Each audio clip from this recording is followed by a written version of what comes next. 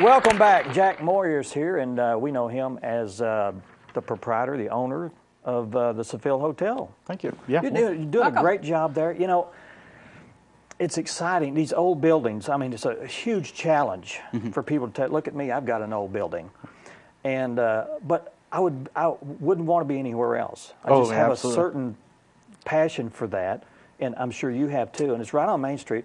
And you know, I was a little hesitant about the road diet. I think I'm slowly coming around, but it has changed the environment. It's changed Certainly. the attitude. Yep. You know, the whole personality, so to speak, of what's going on down there. And when they took those lights, the stop lights out in front of your place looks different. It does. It looks like it's got a facelift all over again. I appreciate that. I really, you know, I've spent a lot of time in Harrison since 2008, and you know, I won't soon forget coming in right after the road repaved and the diet went in, because I actually had a little gap there, so I wasn't here during the whole process. And I literally pulled off to the side of the road and took a photograph and sent it over to our other shareholders and said, "This is our new reality," and it means a lot. You know, if you think about real estate, and, you know, it's all about that you know, that curb appeal, and it made a big difference for our hotel. Well, I don't want to boost you up too much, but you can go ahead. It really takes a vision for one thing, and then of course it takes resources and drive, and not to forget where you're going to get to where you want to be. Yeah. And there's been a lot of people that have failed, not just not specifically the Seville, but other things in life, and it's great to see that's moving forward, and it's a good addition to what's going on. We knew that it would require really a community-based model. I mean, it's nice to people can have a great hotel in the middle of somewhere and it just not be successful. Right. It's, a hotel alone can't stand on its own legs, and so the neighborhood and what this community did to reinvest in itself with the Durand Center and the North Arkansas Regional Medical Center, you know, that was really what invited us in to begin with. Yeah. You know, I got the historic bug a long time ago. Yeah. I was really lucky in college to get one of the Hilton internships. There was only 2 at that time, and they were at the Chicago Hilton Towers, which was a historic building. And even though I went on to a corporate life with corporate new hotels, could never leave it. And now I'm like 12 restored houses under my belt and all that stuff. So you're right. Once you get it, you can't lose it. You know, sometimes you wish you could lose it. Yeah, and for some people, it's a curse. It's not a passion. It's a curse. Well, you know, and sometimes both, right? Yeah. So. But we really have been so appreciative of Harrison. Yeah. It's a very easy community to work in, and it seems to be coming together. It seems that like there is a small explosion happening. Absolutely. In downtown. Yeah, you've got a good core group of people down there, if I can use that term. Yeah, well, it's our brand, Exactly. so feel free to use that a few times. Okay. But and let people know that, and I didn't know this until a month or so ago, that the downtown is being not labeled, but rebranded. Yeah. As far as it's being called. Yeah, the Lake Harrison Marketplace, and the reason for that is, you know, for years it's been known sort of as the downtown square, but a lot of the reinvestment actually has happened off the square, and the core group, which has been essential to sort of this rebirth, is really, you know, just a place where ideas can come and be chatted about, be vetted, and then solutions come out. And part of it was, you know, we were sort of wavering with our identity, and we had all of these wonderful assets there. You know, the lake standalone is a wonderful asset. The Lyric standalone is a wonderful asset. The hotel, the convention center, the square. But ultimately, you know, when we started working with the CVB, and I don't know if the community really knows how well the city, the chamber, the CVB, and the Downtown Harrison Business Association are working together. But those folks, more so than I've seen in a community, and I've been in Eureka Springs now for 17 years, we've never had that type of synergy that happens right now. It's exciting. And ultimately, the CVB, which has branded this area, I think correctly, as a gateway city to the Buffalo River National Park region, still needed an in-city attraction.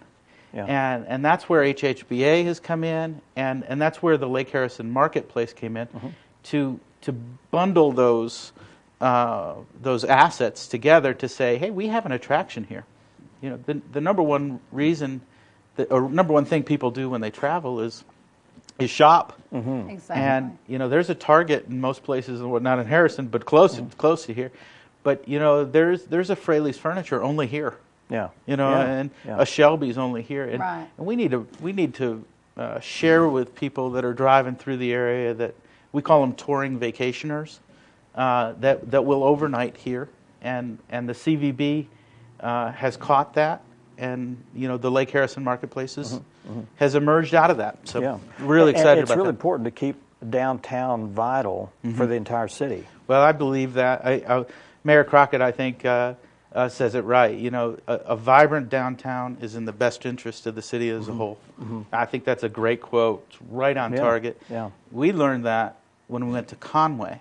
We've done a lot of research. The core group has been going for a couple of years. We actually launched our strategic plan on Friday, where our first meeting was. Our first meeting was at the Regional Medical Center. And on Friday at 12:30, we'll announce our strategic plan. That was our first goal, and wonderful. it's announced. So that's exciting. How can local people get involved with what's going on? Well, every meeting is 100% open. I'll be happy to give my email. My email is jackmoyer@gmail.com. Lane Ragsdale is our facilitator. John Paul Hammerschmidt is our face. I mean, these are not unknown people in the community. So, but you can get to any of us. You know, I do some of the work with marketing, but Lane is ultimately the facilitator.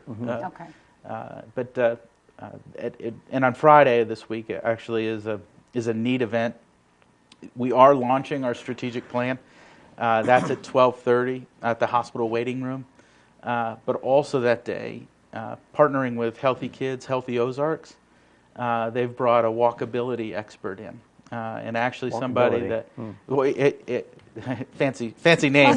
Here's what he does. A walkability expert evaluates a section of your town and says, you know, if you want to soften this, a lot what you were saying, you know, to the next level. If you want to soften this, add bike paths that are safe, allow people to walk back and forth, and connect to the lake. And really what we're talking about is, how do we go from the hospital to the lake safely, while still allowing active and vibrant traffic patterns.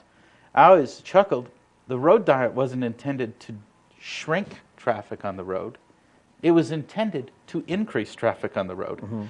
Because the goal of C.O.R.E. all along was to balance the traffic flow from the bypass to downtown, but to qualify traffic so that individuals that are on the road diet want to be on the road diet. And individuals that want to go from point A to point B but have no intention of stopping are on the bypass. So I think that's actually happening.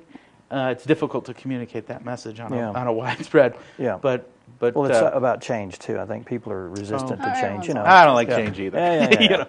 But we've got probably about 2 minutes left, and I wanted to get this in because you're switch a little bit gears to what you're doing at the Seville. You're wanting to include people in what you're doing too, and tell us about that. Well, I appreciate the opportunity to say that. You know, we're a community-based model, and that means that we know, for downtown historic property to survive, that we need to broaden our shareholders. Right.